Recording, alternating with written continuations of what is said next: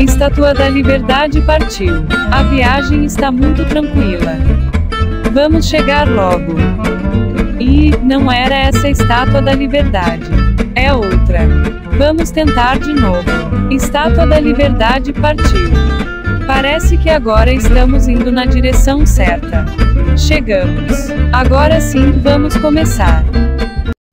Bom dia, Luciana. Luciana, ó, esse cara com essa camisa, rapaz, que vergonha nós gravarmos um programa. O Galo é campeão uma vez a cada século. Uma vez a cada século.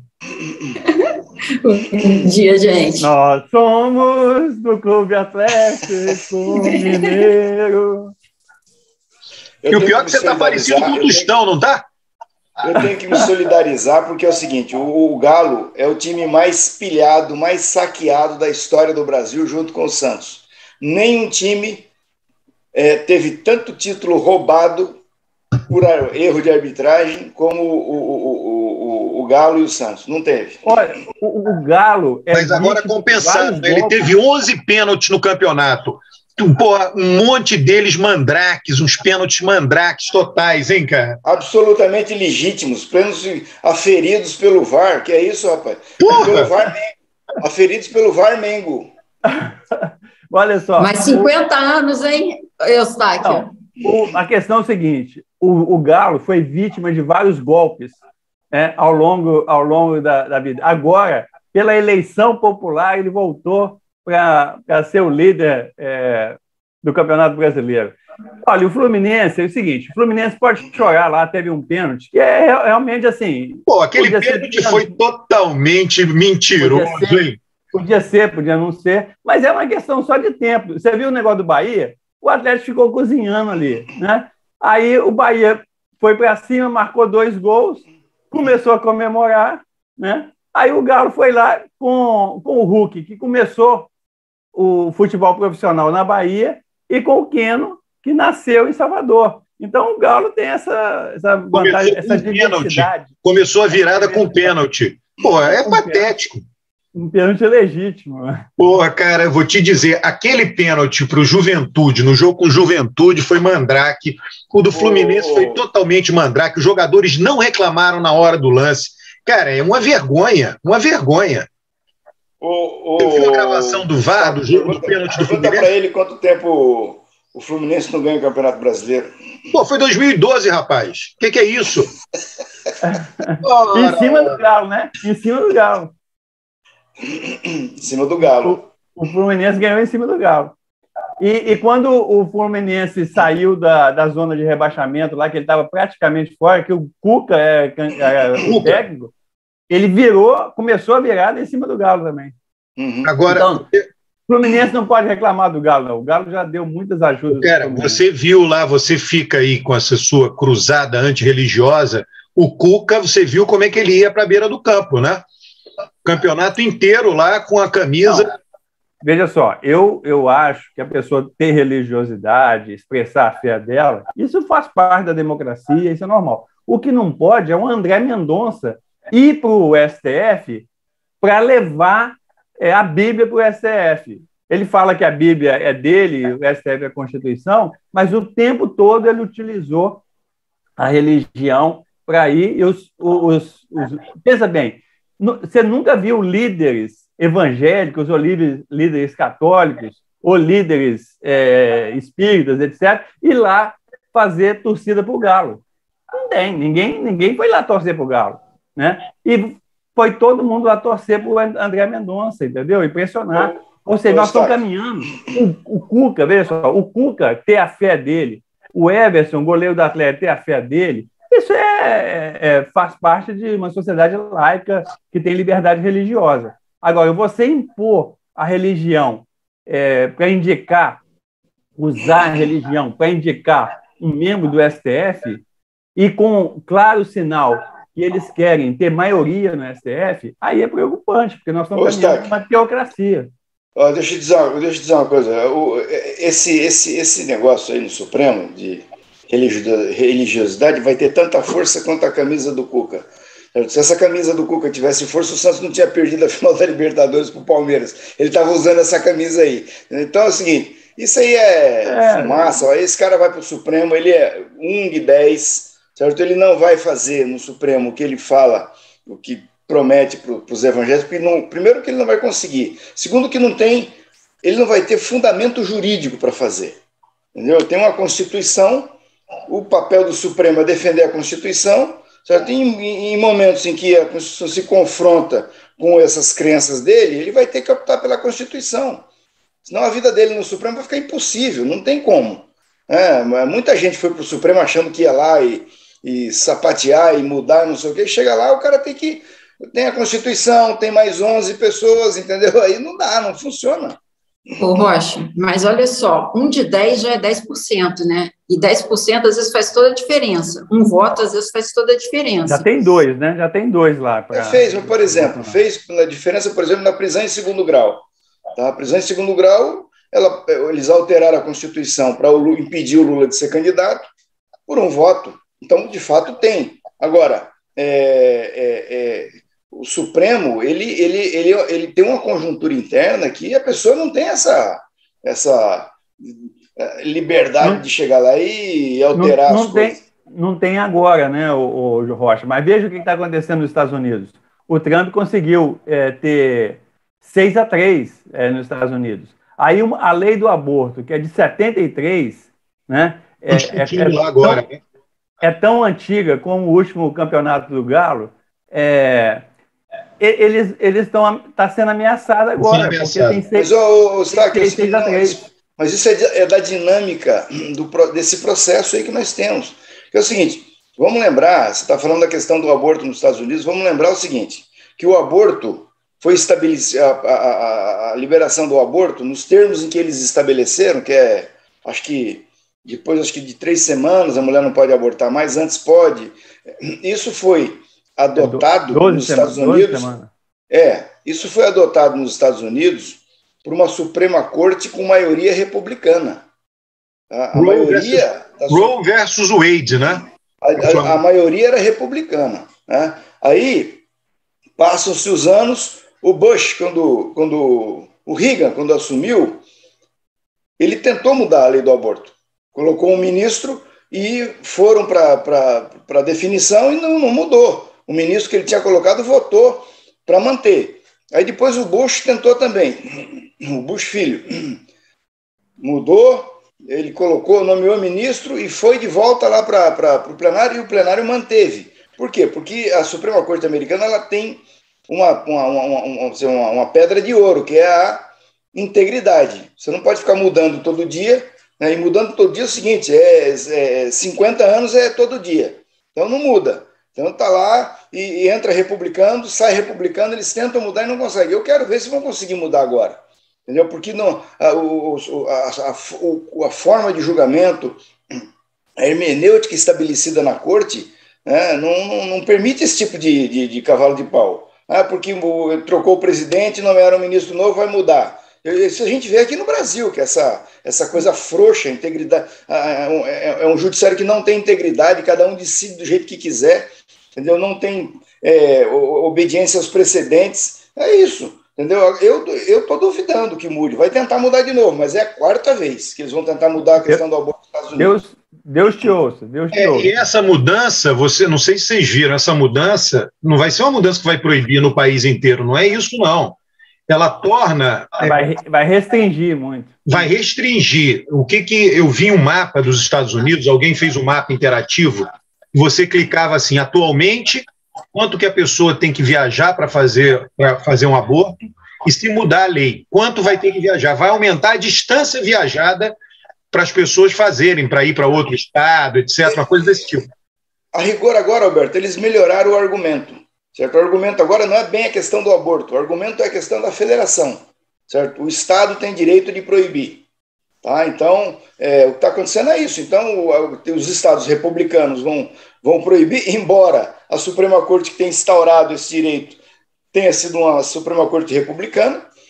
Isso significa que tem muita gente escrevendo que os republicanos estão se deformando em função desse ingresso do Trump, dessa esquizofrenia que ele representa dentro do Partido Republicano. Ele está destruindo o Partido Republicano como instituição. Agora, ele conseguir fazer isso com as instituições americanas é outra coisa. O Partido Republicano foi o partido do Abraham Lincoln, que fez o fim da escravidão. E depois, agora, é o partido mais racista que tem. Né? A mesma coisa com a questão da religião. Então, assim, é um caminho. Veja só, o aborto não vai ser proibido, mas ele vai ser muito dificultado, e aqueles estados que forem mais progressistas, eles vão garantir que as mulheres vão ter que viajar, né, dos estados mais conservadores para os outros estados para poder fazer o aborto. Ou seja, vai cair uma coisa esdrúxula, que é o seguinte: você tem uma emenda constitucional e cada estado vai poder restringir ao máximo essa emenda. Está indo para um caminho muito ruim nos Estados Unidos. E acho que no Brasil, Rocha, eu concordo com você que o André Mendonça e o Cássio Conká, eles não têm força para mudar o Supremo atualmente. Mas veja só, os evangélicos têm um projeto de poder. Eles não é só uma religião, eles têm um projeto de poder. Eles querem mudar a Constituição. Existe um projeto que coloca que família é papai e mamãe, homem e mulher. E tem o Estatuto do Nasciturno, né, que é a concepção desde o nascimento. Se esses dois projetos, se essas duas PECs passarem, eles nem precisam de ter maioria no Supremo, porque o Supremo vai ter que encaminhar. Então, e eles estão trabalhando nessa direção. Então, eu acho que a questão é a seguinte: 20, 30 anos, a gente vai caminhar para uma teocracia, a não ser que as instituições funcionem. Assim, isso.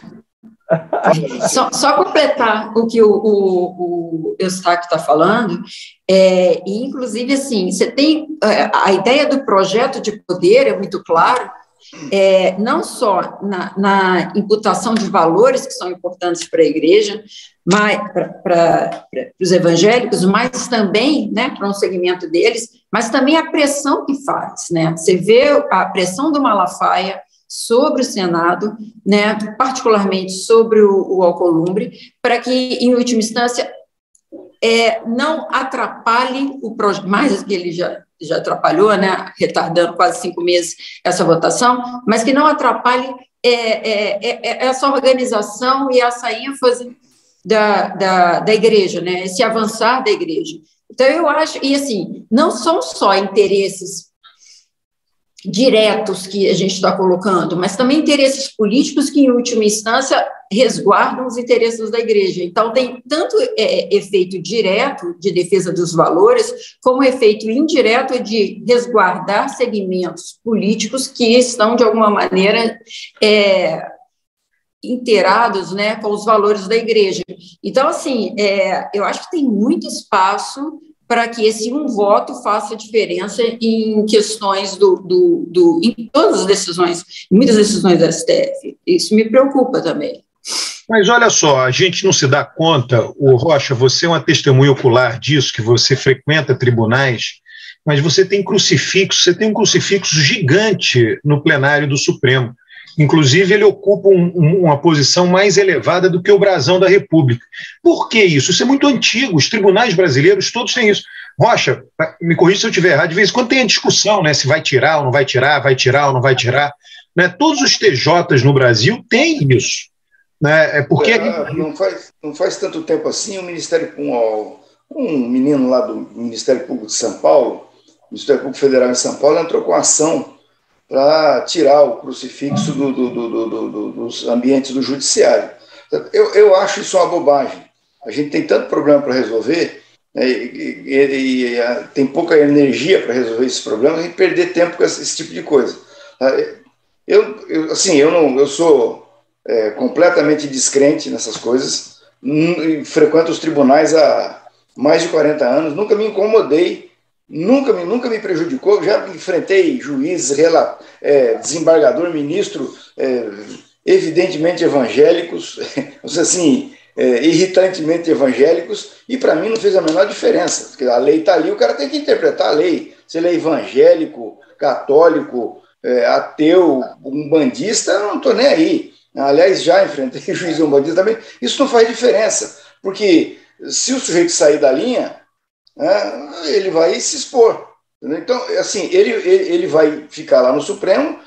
Eu acho que ele vai ter dificuldade, porque esse Supremo que está aí, ele é reacionário no direito penal, né? Ele é punitivista, em geral, no direito penal, a maioria dos ministros, mas nos costumes e nos direitos sociais ele é muito progressista. Tá? Você pega as votações da Suprema Corte, agora mesmo o Barroso prorrogou a proibição de despejo de áreas de ocupação rural. Então, o Supremo, vamos lembrar que foi o Supremo que segurou o Bolsonaro, não deixou ele fazer as loucuras que ele queria fazer. Né? Então, o Supremo ele é progressista em algumas pautas e ele é reacionário em outras. Qual o problema do Mendonça? O Mendonça vai pegar um Supremo progressista nas pautas dos costumes. O Supremo pode ser contra o aborto. Tá? Mas aí, no casamento homoafetivo, o Supremo é a favor. Certo? E em várias outras pautas de costume, vai pegar um Supremo muito mais avançado do que ele. Se eu te perguntar uma coisa, assim, porque o Computarato lá perguntou para ele, essa questão do casamento civil, pessoas do mesmo sexo. Isso não está na Constituição, né? Isso não está na Constituição. Foi o Supremo, isso é uma... Não, isso é uma norma do Supremo. Não, está na Constituição. Hã? Está na Constituição. É o seguinte, a Constituição reconhece união estável, certo? E ela não fala de homem ou de mulher. Aí pronto. Isso. Então, como ela fala união estável, vale para qualquer tipo de relacionamento. Mas isso é uma interpretação do Supremo. Né? Se vier outros ministros, eles podem dizer que essa interpretação está errada. Eu também acho. Mas assim, vamos ser razoáveis. Não vai ter um Supremo que vai fazer isso. Certo? Isso aí é um negócio fora de... Não, né? Eu comecei provocando o Alberto, falando para a gente estar numa teocracia, porque eu falei assim, o Alberto já está com raiva de mim porque o Galo ganhou, e aí eu falei assim, agora... eu não estou com raiva, não. Só tinha chance do Galo e do Flamengo. Evidentemente, eu estava torcendo para o Galo. Então tá bom. Você vê que a raiva movimenta ele. Né? A raiva do Flamengo. Exatamente. Não é raiva, rapaz. É adversário, bairrismo, pô. Eu queria entender, Alberto. Você acha que não tem perigo da gente caminhar para uma teocracia? Vocês estão fazendo a leitura. Por que eu estava falando do crucifixo nos lugares? Porque a religião era tão dominante, que ninguém questionava. Era todo mundo católico. Vai lá e põe o crucifixo. Acabou. Entendeu? Era assim que era. A gente só está debatendo casamento gay, união homoafetiva, direito ao aborto, porque não existe mais unanimidade. No passado isso não era debatido, era todo mundo contra. Entendeu? Era todo mundo contra a separação, contra o divórcio, contra o aborto, contra o casamento gay. Hoje, como existe um público, né, que não é mais contra isso, que aceita isso, e aí você tem uma reação, e isso se politiza. Então, assim, isso que eu digo, não é otimismo, tá, o Eustáquio? Eu estou dizendo, tem uma mudança de valores, que essa mudança vai na direção, provavelmente, dos valores que você, Eustáquio, concorda, né? E quando tem essa mudança de valores, é normal que isso se politize. Aí o outro lado, que tem os valores conservadores, é mobilizado politicamente. É isso que acontece. Antes não precisava mobilizar politicamente, porque era tão unânime, que estava dado isso. Você entende? Então, isso é parte do conflito de uma sociedade que está em mudança. É só isso que eu vejo. Eu estou vendo super, hiper macro, de cima, vendo aquele movimento, né, aquela sociedade se movendo. É normal. Mas você não tem medo do ciclo mudar e a gente voltar para essa coisa do passado, né, de ser todo mundo contra o casamento gay, todo mundo contra o aborto, não sei o quê? Por exemplo, a gente não imaginava que ia ter um presidente defendendo a tortura. E nós temos um presidente defendendo a tortura. Você não acha que o ciclo histórico pode mudar? Eu acho difícil, né? Eu faço uma provocação. Uma provocação para a Luciana, que é o seguinte. A democracia, eu gosto muito de ler o Herrera Flores, porque a democracia, ele fala muito disso, a democracia é um valor fundamental, mas é um processo. Nunca é uma obra acabada. E toda vez que você relaxa, que você afrouxa, você tende a retrocesso, né? Então, o que nós estamos assistindo em vários lugares do mundo são retrocessos, que, em tese, são próprios do processo democrático. Quando você diminui a tensão, quando você baixa a guarda, vem os retrocessos, né? A Luciana falou o seguinte, que o Malafaia estava criticando o Senado porque ele estava retardando e tal. Assim, o Bolsonaro ganhou a eleição, ele tem direito de indicar o ministro do Supremo, ele indicou o ministro do Supremo. Assim, o Senado tem direito de obstar, ficar segurando? Tem, certo? O que eu me questiono é a legitimidade do Senado fazer isso, porque, na verdade, o Bolsonaro foi eleito pelas urnas, foi consagrado nelas e adquiriu direitos, dentre eles, de indicar o ministro do Supremo. Até que ponto o Senado tem essa legitimidade para não votar? Então, eu acho que o Senado pode colocar na pauta, certo? E votar e rejeitar. O Senado tem esse direito, né? Porque também ele é um poder oriundo das urnas, ele tem tanta legitimidade quanto o presidente da República. O que eu me questiono é se o Alcolumbre tem legitimidade para não votar. Embora eu entenda que aquele retardamento seja próprio do mecanismo do interno do parlamento, mas eu não sei, eu acho que está errado. Ele tinha que votar, certo? Se o Senado rejeita, como ele correu o risco de ser rejeitado seriamente. Entendeu? Ele correu o risco. Até o último minuto tinha gente acreditando que ele ia ser rejeitado. Por quê?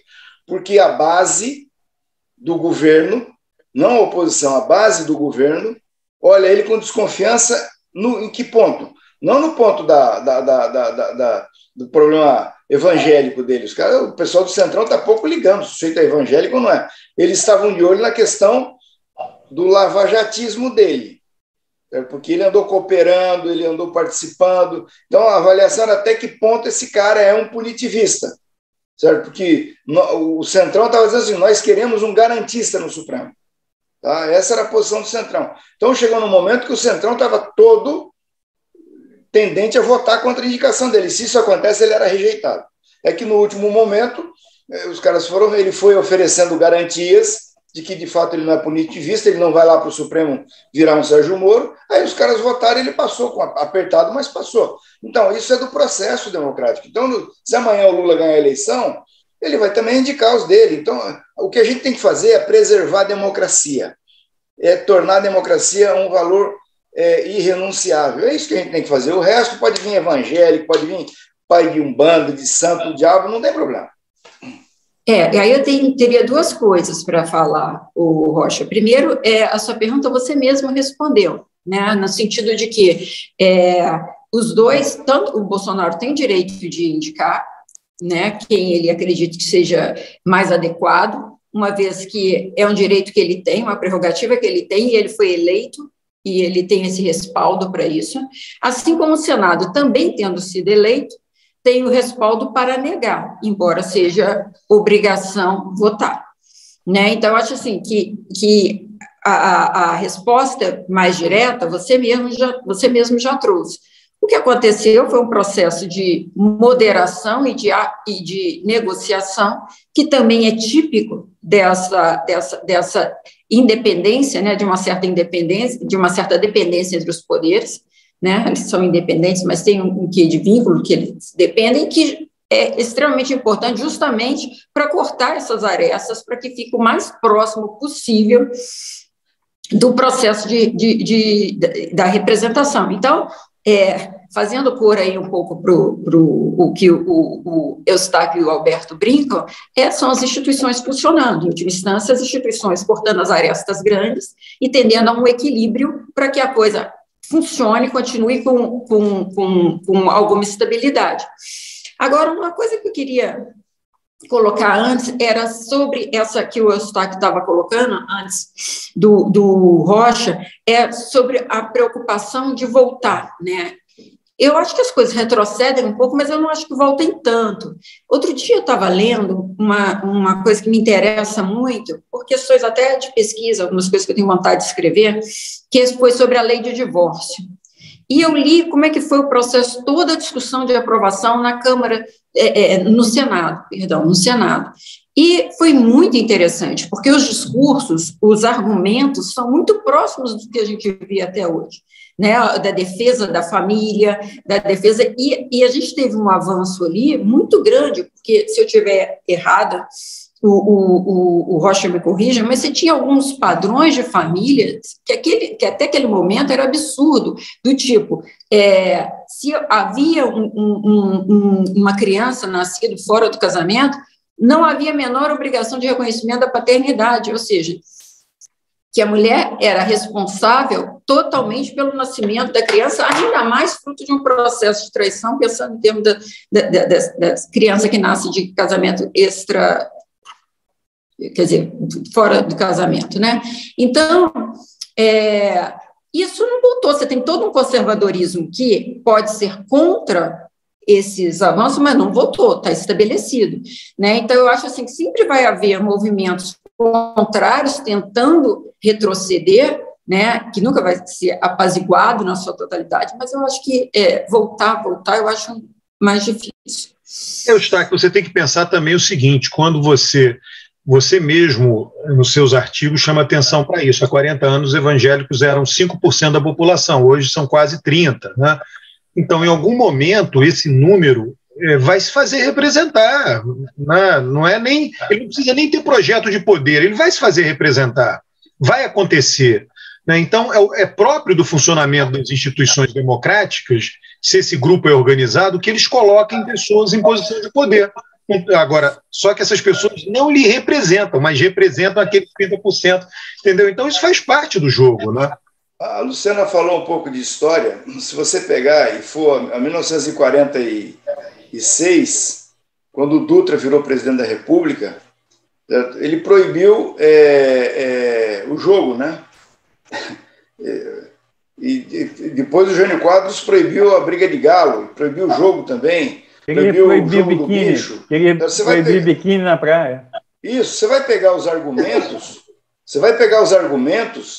eles são exatamente, a Luciana foi muito feliz nisso, os argumentos são os mesmos, exata a questão da proteção da família, essa conversa fiada toda, entendeu? Do moralista que vai na zona no dia seguinte. Mas o Rocha, então, mas deixa eu te dizer, o conservadorismo, ele sempre existiu, sempre vai existir.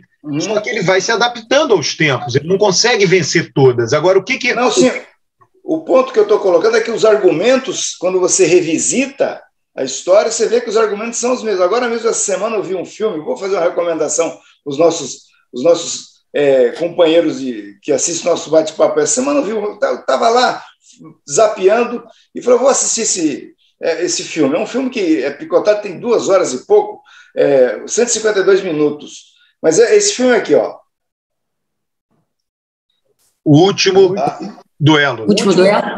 Último Duelo. Elenco ótimo, maravilhoso. Sim, do Ridley Scott. Filmaço. Que assim, é a história da Idade Média, né? Que teve lá um problema entre dois guerreiros que serviam o rei. E aí, o interessante desse filme é que ele expõe a situação da mulher naquele período, 1340, 1350, como era a situação da mulher. É muito bacana o filme, porque assim, você olha aquilo e fala, mas como é que pode, né, os caras tratarem a mulher dessa forma? Né? A sociedade onde a mulher solteira, se ela fosse violentada, não tinha para quem reclamar, né? E o filme é sobre esse tema, é muito bacana. Se puderem assistir, assistam, porque é bem legal o filme. Então, os tempos mudaram. Eu acho isso. O conservadorismo, ele assegura que a mudança não será rápida demais. Entendeu? É isso que o conservadorismo faz. Agora, ele não assegura que não haverá mudança. A mudança acaba acontecendo, só que ela não é rápida demais. É isso. Agora, essa regra do conservadorismo não é só pela direita, não. Ela é pela esquerda também. Quando você pega os processos revolucionários que aconteceram em países que se tornaram socialistas, você vê lá o conservadorismo puxando o freio para não deixar a coisa ir muito rápido.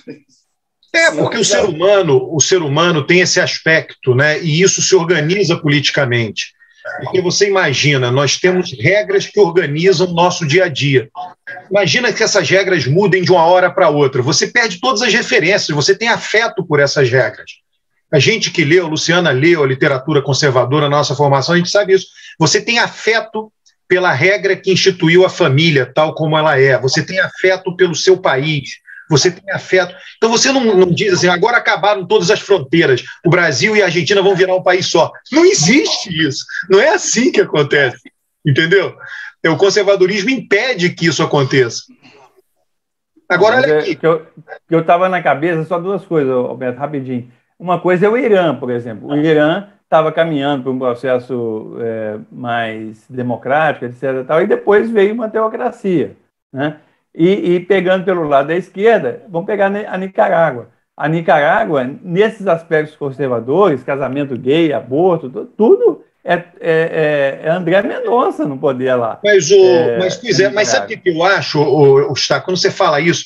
Será que o Irã, na época do Chá, não era, ao contrário, forçado? Colocar um governo modernizante numa sociedade conservadora, entendeu? E o Irã só passou realmente a ser representado, seus governos, quando se tornou uma teocracia, o que a sociedade quer. Né? Infelizmente, para os seus valores... Não sei se a sociedade quer. É porque quando... É o seguinte, toda ditadura, ela ganha todo plebiscito. Então é o seguinte, se você fizer um plebiscito na ditadura, aqueles valores ali... Então não sei se a sociedade quer. Agora, a sociedade tem uma tradição, tudo bem. É muito religioso o Irã, são xiitas, etc. São muito religiosos. Eu acho que eles se sentem representados pela teocracia. Entendeu? O chá foi uma mudança superficial impostas por interesses relacionados com o petróleo. Só. Tudo bem. Nada. Aí na hora que a coisa se esgarçou, voltou ao que era antes, porque era superficial a mudança. Era imposto aquilo ali, era ditadura. Então o que vocês estão me tranquilizando é que nós não temos o perigo de ter uma teocracia no Brasil, né? Então vou sair satisfeito. Sim, mas é mais fácil o Atlético Mineiro ser campeão de novo do que a gente ter uma teocracia no Brasil. Eu também acho. Bom, beleza. Gostei. Agora tem o perigo de ter uma recessão, né? Você viu o dado aí do trimestre... Essa é a segunda notícia que o Eustáquio queria te dar hoje. Hoje eu vou acabar com o Alberto. Dois trimestres de recessão, menos 0,4... Menos 0,1 vai ser revisado ainda, ninguém sabe se vai ficar menos 0,1, mas enfim. A questão é a seguinte, o IBGE, só para colocar os dados aí, o IBGE divulgou essa semana os dados do PIB, né? E pelo segundo trimestre seguido, o PIB teve uma contração, né? Num ano que é um ano de recuperação, né? Então a gente entrou no que a gente chama de recessão técnica, que é 2 trimestres seguidos de recessão. Isso não significa que o ano de 2001 vai ser recessivo, porque é o que ele chama de efeito carregamento. O quarto trimestre do ano passado e o primeiro trimestre desse ano jogou o PIB para cima. Então, mesmo que ele paralise, quando você compara com o ano anterior, você tem um crescimento. Tá? Então, assim, o crescimento do PIB esse ano vai ser alguma coisa entre 4% e 5%, né? Mesmo os 2 últimos trimestres estarem estagnados. Né? Ou seja, o que a gente vai fazer em 2021 é recuperar o PIB que caiu em 2020. Tá? E se você colocar que a população cresce 0,7% ao ano, a gente vai ter, no governo Bolsonaro, uma renda per capita zero, ou negativa. Né? E o pior da notícia é que ano que vem, aí sim, você corre o perigo de ter uma recessão em 2022, porque as previsões eram de crescimento de em torno de 2% do PIB. Então, no ano eleitoral, a gente pode ter uma recessão em 2022. E a questão do mercado de trabalho é o seguinte, por exemplo, o desemprego também, o IBGE divulgou essa semana, o desemprego caiu, né? Mas caiu para 12,6%, que representam 13,5 milhões de pessoas desempregadas. Agora, se a gente pegar aquele conceito mais amplo de pessoas subutilizadas, caiu também para 26%, que significa 30,7 milhões de pessoas subutilizadas. Só para ter uma ideia, a Luciana está na Espanha. A Espanha tem, a força de trabalho na Espanha é 21 milhões de trabalhadores.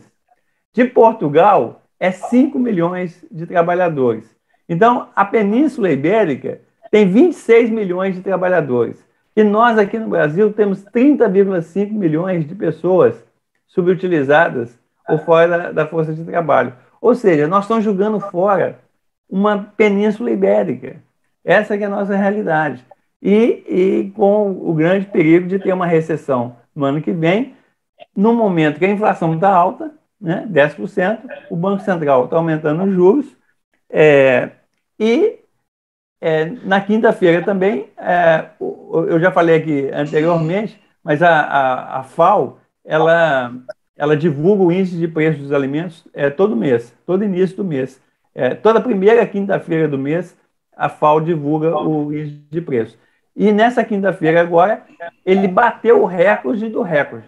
Né? O recorde que eu tinha mostrado há uns 2 meses atrás aumentou mais ainda. Então, nós temos uma situação para o ano que vem que é um desemprego ainda muito elevado, uma subutilização muito grande da força de trabalho, numa situação que a inflação está alta e o preço dos alimentos está muito alto. Né? Então, esse é o quadro da economia em 2021 e para 2022. Sabe o que está faltando aí, Alberto, o Luciano, nessa discussão toda, na minha opinião?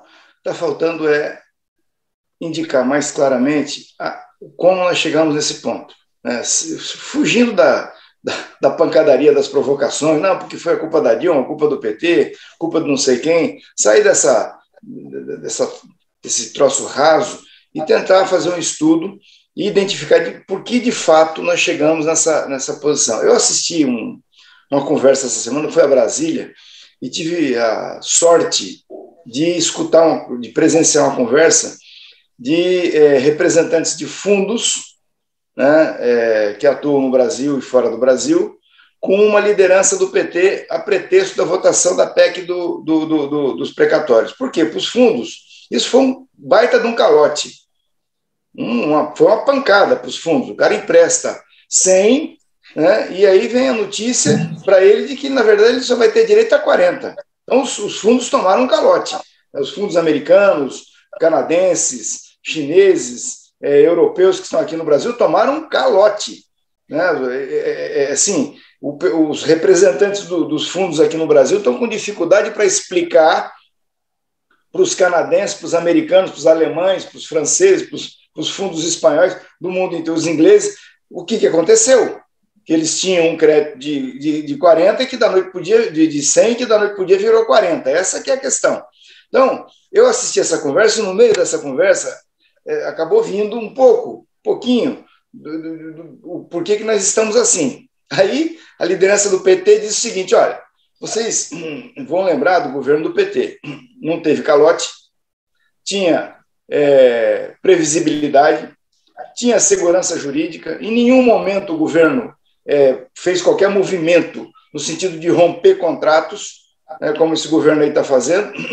E outra coisa, eu quero saber quanto vocês do mercado financeiro vão discutir seriamente essa questão da PEC. Quando é que vocês vão tirar a faca do nosso peito, certo? E reconhecer que vocês estão errando na questão da PEC, do teto de gastos? Uma delícia assistir essa conversa, né? Aí o cara do fundo de pensão, olha, realmente nós temos que refletir, talvez a gente tenha que rediscutir isso mesmo, porque eu acho que o teto de gastos passou do ponto. Né? Enfim, nós vamos ter que, em algum momento, refletir e tentar fazer um diagnóstico sério do que aconteceu. Né? Por que o cara nós começamos até no Brasil o desempregado do desemprego. O cara do Uber, que ficou desempregado, foi para o Uber e agora teve que devolver o carro porque não consegue pagar a gasolina. Então, ele é desempregado do desemprego. É um horror isso. Né? Isso a gente vai ter que identificar, porque senão a gente não vai achar o caminho. Né? Essa semana ontem eu vi uma menina na CBN ou na Band News, fazendo uma análise econômica, assim, é uma tragédia, tá? Não se fala nada, não vai cuspindo palavras, vai vomitando palavras e não é nada. Você olha para aquilo e não tem pé, não tem cabeça, não tem meio. Assim, nós estamos meio perdidos nisso, entendeu? Eu espero que os partidos internamente, pelo menos, estejam refletindo seriamente sobre isso para encontrar solução para esse problema. Não está fácil, não. Então, sabe o que eu acho? Eu acho que tem várias coisas aí que você falou, sabe? Tem desde a questão dos números mesmo, ou seja, ver o que pode se fazer, e eu volto a uma coisa que eu acho que o Brasil está muito sem plano, sabe? O Brasil está muito sem um rumo, está muito sem um plano. Nós estamos para uma eleição presidencial. O que tem jogo nessa eleição presidencial? O que os partidos estão apresentando em termos de programa de Brasil? Eu acho que eles deveriam chegar agora com um programa, com um projeto de Brasil. Tudo bem que o eleitor vai por 500 atividades, não é o racional, mas para além do apelo eleitoral, é preciso que se tenha um plano para o Brasil. Às vezes a gente escuta, outro dia eu estava dando uma aula, e como eu dou metodologia de pesquisa, né, às vezes a gente faz alguns experimentos na sala de aula, até para que os alunos aprendam a fazer os diversos métodos de pesquisa e tudo mais. Num desses experimentos, a gente estava ouvindo os jovens estão muito sem esperança. Isso é uma coisa, eles estão assim, eles estão muito sem, todos nós estamos, eu acho, mas ainda mais os jovens, eles estão muito sem um horizonte para o futuro, né? Então, a gente viu nesses experimentos, aí por acaso, eu fui abrir outro dia o Latino Barômetro para ver os dados de 21 sobre a perspectiva futura da economia e fiz a divisão por idade. Tiro e queda, deu lá, ou seja, todos nós estamos sem perspectivas, mas os jovens ainda mais, né? Isso tem uma repercussão no dia a dia das pessoas muito grande, né? E isso é um pouco reflexo também dos números que o Eustáquio estava trazendo antes, porque esses números todos são ruins para a população de maneira geral, e é mais grave ainda entre os mais jovens. Então, ou seja, é preciso ter um plano de país e que considere a totalidade, o papel do Estado aí, e aí entra isso que você está querendo dizer, da questão da PEC do teto, né? E, por fim, para terminar só a minha fala, Bolsonaro ele consegue, né, aprovar a PEC, e agora ele tem uma possibilidade, né, de negociação de liberação de recursos, que coloca ele numa situação mais confortável diante desse problema todo. E eu não sei, aí agora, voltando pelo quadro que o Eustáquio falou, eu nunca gosto de subestimar o potencial do Bolsonaro, sabe? O Bolsonaro é uma pessoa, já se mostrou um adversário que a gente deve ter sempre em mente, um jogador que a gente deve ter sempre em mente, porque ele consegue algumas vitórias de uma maneira ou outra, e não é uma ou duas vezes, já várias vezes ele conseguiu, de uma maneira muito interessante. Então, ele sai de um pacote agora. Essa semana ele sai com um partido, né, sai com o PL, que pode fazer apoio com o PP, pode ter apoio do PR, ou seja, ele sai com uma estrutura de partido grande, e ele sai com um discurso também. Ele sai, eu acho que ele tá conseguindo pegar as coisas que são mais importantes para as pessoas mais pobres, dando auxílio emergencial, que é colocar dinheiro na mão das pessoas mais pobres para que possam comprar comida, auxílio de gás, auxílio de energia, né, a redução da energia, a energia solidária, ou seja, ele está com um pacote muito fechadinho pelas pessoas que mais precisam. Se vai dar certo ou não, é um grande desafio, até porque também é o que o Eustáquio também falou agora, o preço da comida não para de subir. Então, não adianta colocar dinheiro na mão, você vem com uma sacolinha só do supermercado. Então, ou seja, a economia está numa situação aí que a gente está vendo para o próximo semestre, que acho que tem que colocar uma solução. Deixa eu emendar nisso aí, Luciana. O que eu acho, né? que a situação está ruim, sim. A inflação de 10, não é isso, Eustáquio? Mas a inflação ano que vem, tudo indica que ela vai ser menor. Vai ser alta, porém menor. Tem projeção que vai ser 7. É altíssimo. É altíssimo. Mas vai ter uma sensação de melhora, pequena, mas vai ter. Você, Eustáquio, chamou a atenção, o índice de desemprego, o número de desempregados andou caindo. Pouco, muito pouco. Então, eu acho assim, o desemprego vai reduzir muito pouco, vai ficar alto, a inflação vai reduzir muito pouco, vai ficar alto, tem todos esses auxílios. Então, assim, a tendência, de um modo geral, é de uma pequena melhora. Nada muito grande, mas de uma pequena melhora, né, que eu acho que vai ter impacto na situação eleitoral de Bolsonaro. Vai ter também uma pequena melhora em Bolsonaro. Assim, é um exercício de previsão, só isso, né? E Bolsonaro, quando melhora, ele tira votos de Lula, porque a coisa está polarizada realmente entre os dois, né? Basicamente... Não, mas aí, Alberto, tem a perspectiva do Moro tirar o Bolsonaro do segundo turno.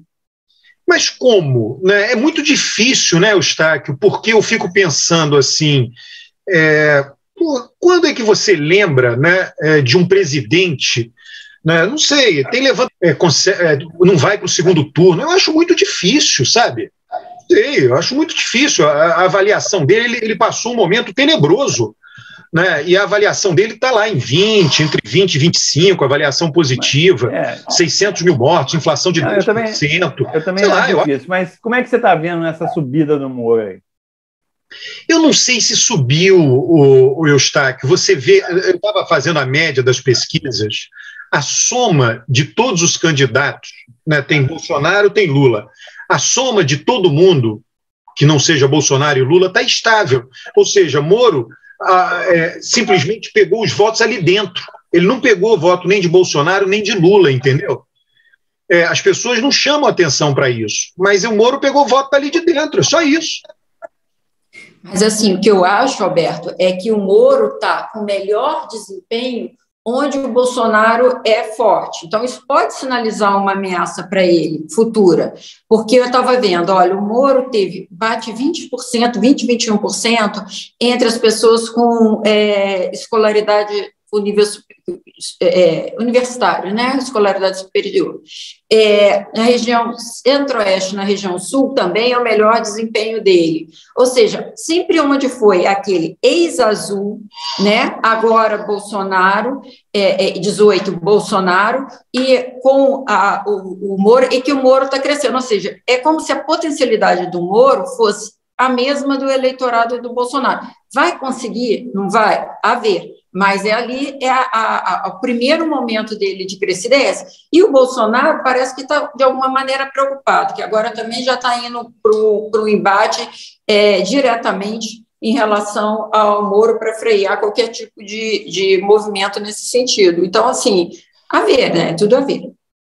Eu continuo com a minha avaliação de que o Moro não será candidato a presidente da República. Pode ser. Vocês viram que ele passou a receber um salário de R$22 mil do partido essa semana. Moro não tem salário, certo? Quem não tem salário não pode correr o risco de ficar sem salário, né? A imprensa criou um volume em torno da candidatura dele, ele fez um planejamento, está lançando o livro, lançou o livro aqui em Curitiba, acho que antes de ontem, tá? Num auditório do Teatro Positivo para 2.400 pessoas. Tá? Vendeu 600 ingressos e distribuiu mais 100 cortesias. Tá? Não apresentaram nenhuma fotografia do público no teatro, que se apresentasse ia ser uma foto aterradora, né, de tão vazio que ficou o auditório. Isso em Curitiba, na República do Russo. Então, e a imprensa fazendo esse volume todo. Assim, eu olhei as pesquisas que apareceram até agora, o Moro não, sabe, a montanha está parindo um rato. Sabe? Então, eu acho que a impressão que eu tenho, me preocupa sim isso que a Luciana está observando. Tá? Nós já menosprezamos o Bolsonaro em 2018, gente achava que ele nem ia para o segundo turno, que não ia dar em nada, e o cara virou presidente da República. Tá? O Alberto tem razão, a economia vai dar uma melhoradinha, ele está com auxílio emergencial, portanto, ele vai melhorar a avaliação dele. Certo? Essa coisa de que o Moro vai crescer em cima do Bolsonaro, eu não acredito.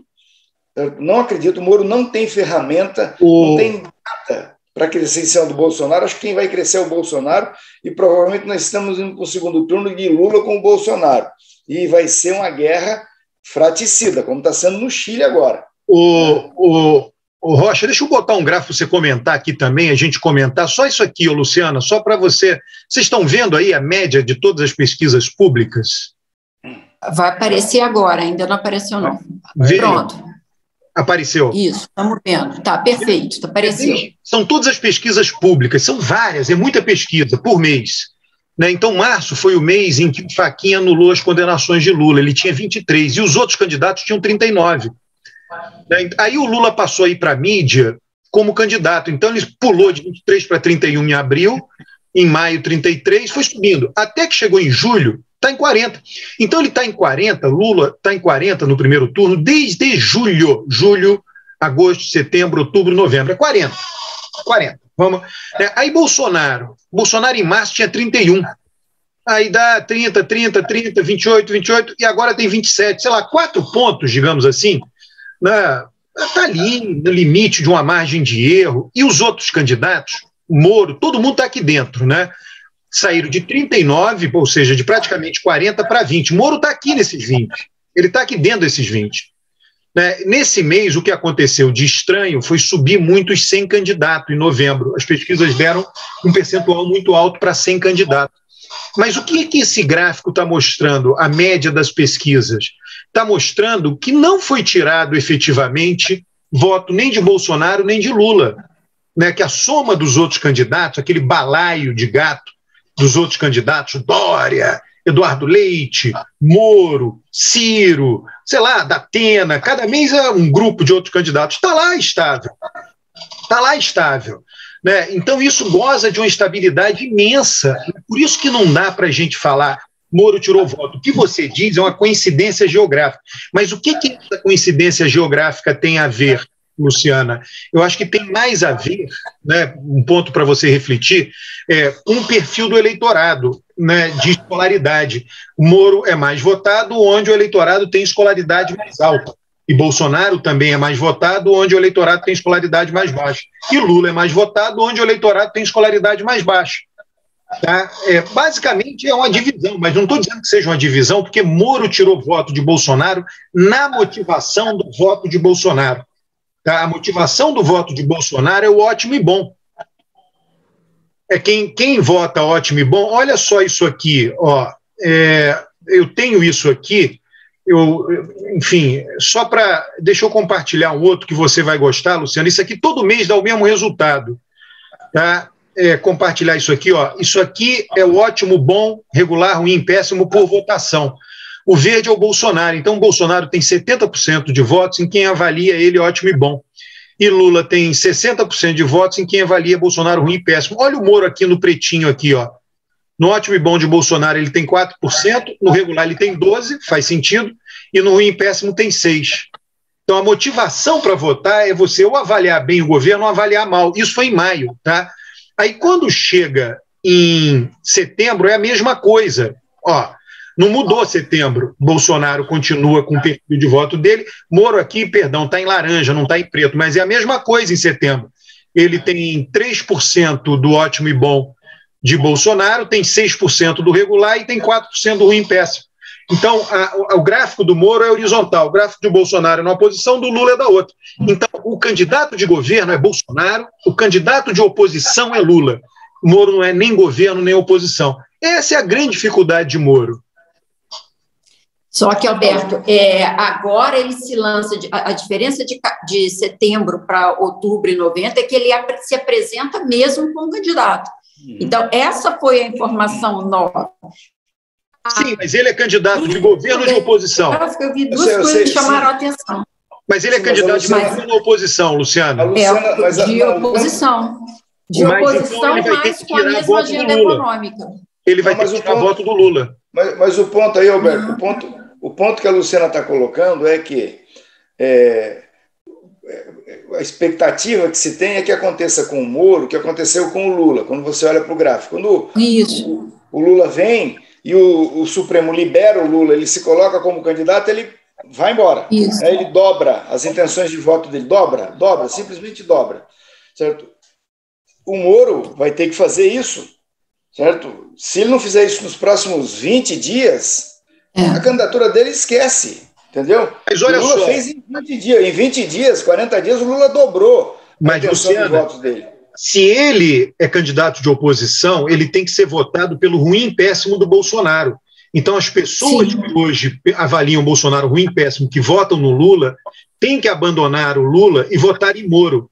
Mas como é que eles vão abandonar em Lula e votar em Moro se o Moro está criticando o Lula? Não, mas olha só, deixa eu te falar uma coisa. Ali, primeira coisa que dá para ver no gráfico, que é importante, é o seguinte, o Lula cresceu... Estão me ouvindo? Volta o gráfico, Alberto.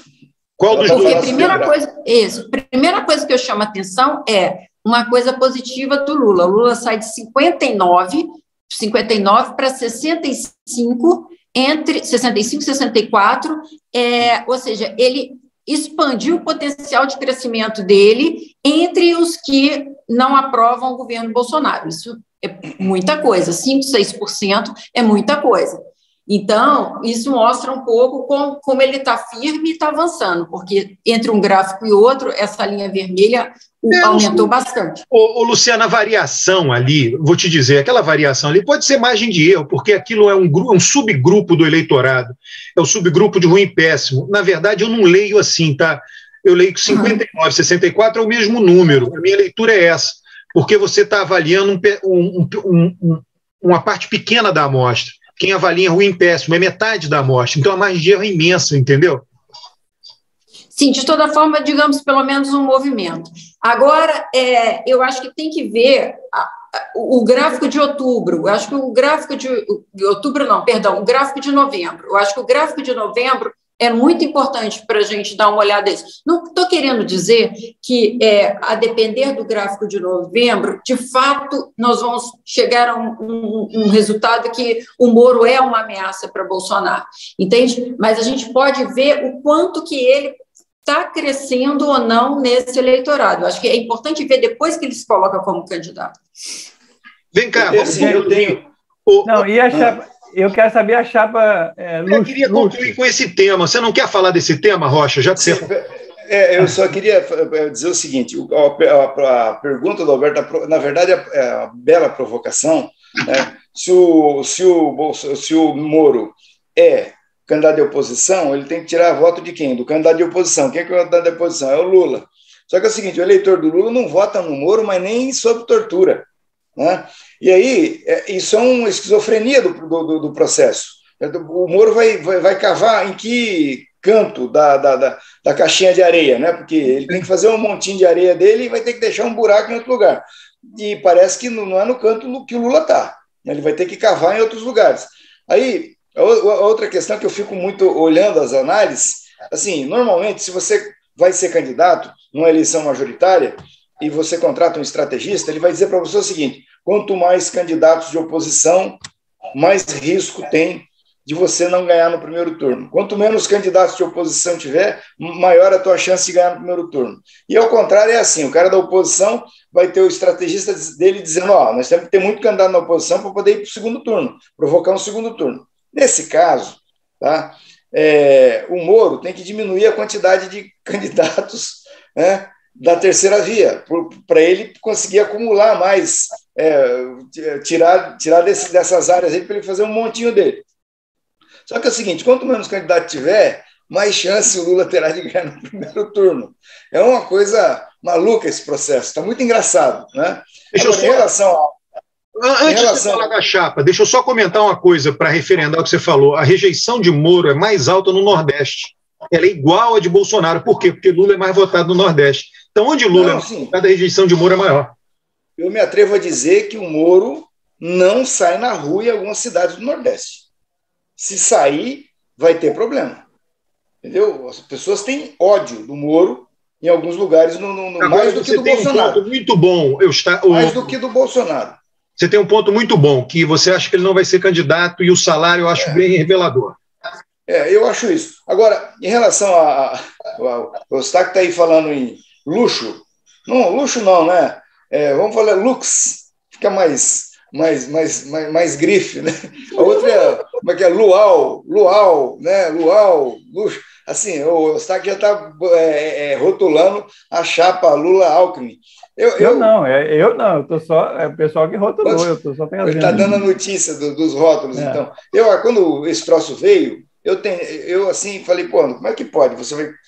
Porque o Lula não é um candidato do Nordeste, né? Ele é de São Paulo, mora em São Paulo, ele vai no Nordeste de vez em quando. É um político de São Paulo, né, o Lula. E vai botar um vice de São Paulo. Então, assim, isso contraria um pouco a lógica do que a gente viu de eleição presidencial e de eleições majoritárias no Brasil até agora. Mas isso aí, alguém colocou e começou e está aí na chapa, né? E, de repente, isso aí pode significar a vitória do Lula no primeiro turno, né? Porque o Lula está aí 4, 5 pontos de ganhar a eleição no primeiro turno. Tá? Se isso realmente for uma coisa que se pronuncie, né, na hora da decisão, pode ser que aconteça, né? E aí nós temos aí, então, essa chapa que o Eustáquio está chamando de luxo ou de luau. Eu acho que isso a conversa avançou muito, viu, Rocha? Um dizendo que gosta do outro em público, quase teve reunião essa semana. Então, eu acho assim, começa a chegar um ponto de não retorno. Hoje, o pessoal, né, esse programa sempre sai no domingo, hoje, excepcionalmente, estamos gravando no sábado, e saiu uma notícia hoje que o Alckmin dizendo, os amigos do Alckmin dizendo que ele está propenso realmente a preferir ser vice. Eu acho o seguinte, Rocha, Eustáquio, Luciano, o Alckmin olha o cenário do estado de São Paulo e diz o seguinte, bom, para eu disputar o governo de São Paulo, eu tenho que ir para o PSD, eu vou ficar num partido que quem manda é Kassab, Kassab já foi meu adversário político, tudo bem, pacificação, etc., mas eu vou depender de recursos de campanha do PSD, vou ter que enfrentar o candidato do governador, que vai ter recursos de campanha abundante, vou ter que enfrentar o candidato de Bolsonaro, que vai ter recursos de campanha abundante. Então, eu tenho uma eleição que, só olhando isso, tem um risco maior do que ser vice-presidente, né? Eu corro mais risco. Roberto, e ele já foi governador de São Paulo, Sim. 4 vezes, né? Sim. Para ele, isso aí, ele está voltando para o mesmo ponto. Exatamente. Né? Depois de ter feito uma viagem, né, na órbita. É ruim isso, certo? E outra coisa, eu acho que ele tem... Assim, eu estou fazendo as provocações do Twitter e o pessoal da esquerda fica assim, soltando ácido pelos poros, né, de ouvir falar essa história hoje o Boulos critica, né? Eu falei, o papel de quem está à esquerda do PT é justamente criticar Sim. o PT para que ele não faça mais concessões do que ele vai ter que fazer, porque vai ter que fazer concessões. Agora, no caso do Alckmin, o Boulos está falando que ele foi um péssimo governador, pagou mal os prefeitos, não sei o que e tal. Só que é o seguinte, vamos lembrar que o Alckmin foi a única voz dentro do PSDB que vociferou contra o impeachment da Dilma. Sim, exatamente. Ele era contra. Olha só, deixa eu falar uma coisa. Essa história do Lula e do Alckmin me trouxe muito a eleição de 94 do Fernando Henrique.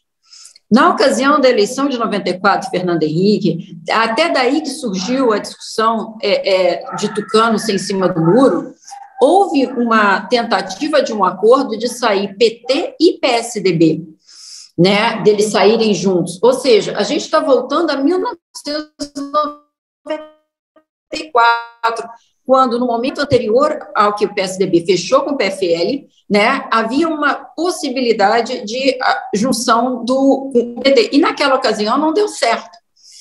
Eu confesso que talvez o PSDB de hoje esteja bem distante do PT, embora o PT hoje esteja mais para o centro do que teve, Luciano, que estava em 94.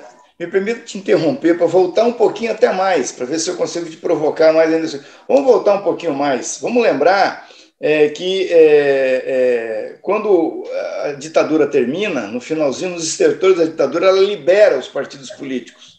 Quando ela libera os partidos políticos, ela proíbe o PCB. né? Os comunistas não receberam autorização para funcionar legalmente, certo? Mas os outros partidos, e liberou o PT. Por que o Golbery, que era um intelectual de alto coturno da ditadura, aceitou a ideia de liberar um partido como o PT e não liberou o Partido Comunista? Porque ele sabia que era um partido social-democrata, não era um partido comunista, não era um partido revolucionário, né? Então, o PT, na sua origem, ele é muito igual ao PSDB. O PSDB é uma social-democracia mais conservadora e o PT é uma social-democracia mais à esquerda. E a ditadura sabia disso, entendeu? Então, assim, uma reaproximação. Não que o Alckmin pareça com o Covas, eu acho que não chega nem perto, né? Que era assim, a social-democracia autêntica do PSDB, mas, enfim, pode ser um argumento para você sustentar isso, porque na origem o PT e o PSDB nascem da mesma mãe. O Rocha, você foi exatamente no mesmo raciocínio que eu estava indo, e inclusive até lembrando esses nomes de origem do PSDB, né? O governador Mário Covas e tudo mais. É claro que o governador Mário Covas estaria muito mais próximo do que Lula é hoje, da proposta do que o Lula coloca, do que o Alckmin. Mas até se a gente forçar um pouquinho, bem ou mal, o Alckmin tem seu berço com o Mário Covas, né? Então, assim, não me parece tão esdrúxulo, não me parece tão diferente, assim, que uma associação desse tipo possa surgir. Então, eu não vejo, assim, com maus olhos, não, para falar a verdade. E acho que, em termos eleitorais, pode ser até que dê 1, 2, 3, 4 pontos, que é pouca coisa, mas que pode ser que pode ajudar aí na reta final. Pessoal, acho que é isso por hoje, ou não é? Eu acho que sim. Bota o hino do Galo, bota o hino do Roberto, coloca o hino do Galo aí para fechar o programa. Não, ele canta, o Eustáquio canta aí, porque eu nunca ouvi falar do hino do Galo, eu não faço ideia de como é.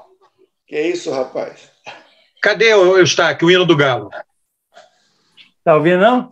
Não, poxa, você tá... Esse hino, então, 50 anos sem ouvir. Continua sem ouvir. Acho que furou o disco, hein? Furou o disco. Eu acho que só tem LP, hein? Esse hino tem formato mais novo? Fica para a próxima, Eustáquio. Fica para a próxima. Deve ser uma bolachona de vinil furada aí. Furou. Um abraço.